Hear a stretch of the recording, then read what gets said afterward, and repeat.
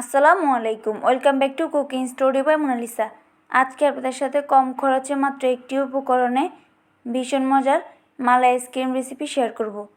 এখন যেহেতু অনেক বেশি গরম, একটা মালাই আইসক্রিম খেলে আপনার মন প্রাণ ঠান্ডা হয়ে যাবে। আশা করি আজকের রেসিপিটি ভালো লাগবে। রেসিপি ভালো লেগে থাকলে প্লিজ একটি লাইক দিয়ে দেবেন এবং আপনি যদি চ্যানেল নতুন হয়ে থাকেন অবশ্যই চ্যানেলটি সাবস্ক্রাইব করে দেবেন। প্রথমে এখানে আমি 1 ক্যান কনডেন্স মিল্ক নিয়েছি। আজকে আমি শুধুমাত্র কনডেন্স মিল্ক দিয়েই আইসক্রিমটা বানাবো। কনডেন্স মিল্কটা প্যানে দিয়ে তারপর অনবরত নেড়েচেড়ে এরকম কালার চেঞ্জ হয়ে আসা পর্যন্ত অপেক্ষা করব। চেষ্টা করবেন মোটা তলানিযুক্ত পাত্র নিতে, এতে করে কনডেন্স মিল্কটা নিচ থেকে লেগে যাবে না। অবশ্যই অনবরত নেড়েচেড়ে যেতে হবে, নাহলে কিন্তু কনডেন্স মিল্কটা নিচ থেকে লেগে পুড়ে যেতে পারে। এবার কনডেন্স মিল্কটা যখন এরকম কালার চলে আসবে তখন এখানে আমি আধা লিটার পানি দিয়ে দিচ্ছি। পানিটা দিয়ে অনবরত নেড়েচেড়ে কনডেন্স মিল্কের সাথে মিশিয়ে নিচ্ছি। কিছুক্ষণ মিশিয়ে নিলে দেখবেন কনডেন্স মিল্কটা দুধের সাথে খুব ভালো করে মিশে গেছে। এভাবেই আমি আরও 6 থেকে 7 মিনিট জাল করে নিচ্ছি। এভাবে অনবরত নেড়েচেড়ে জাল করে চুলা থেকে নামিয়ে নিব।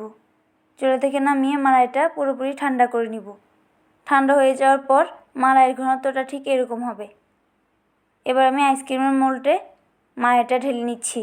আমি আইসক্রিমের মোল্ডে থাকা কাঠিটা ইউজ করছি, তবে আপনারা অবশ্যই এমনিতে যে কাঠিগুলো পাওয়া যায় সেই কাঠিটা ইউজ করবেন। এতে করে আপনাদের মালাই আইসক্রিমের রেজাল্টটা ভালো পাবেন।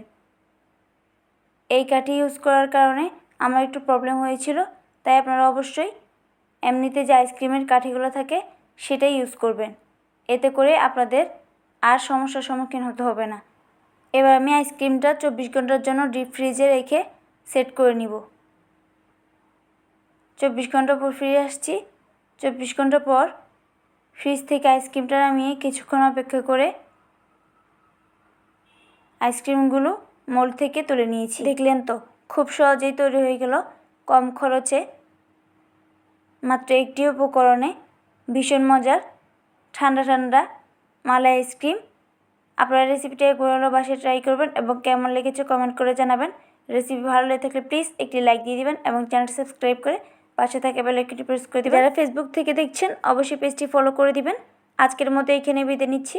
দেখা হবে পরবর্তী কোনো রেসিপি নিয়ে। সে পর্যন্ত সবাই ভালো থাকবেন। আল্লাহ হাফেজ।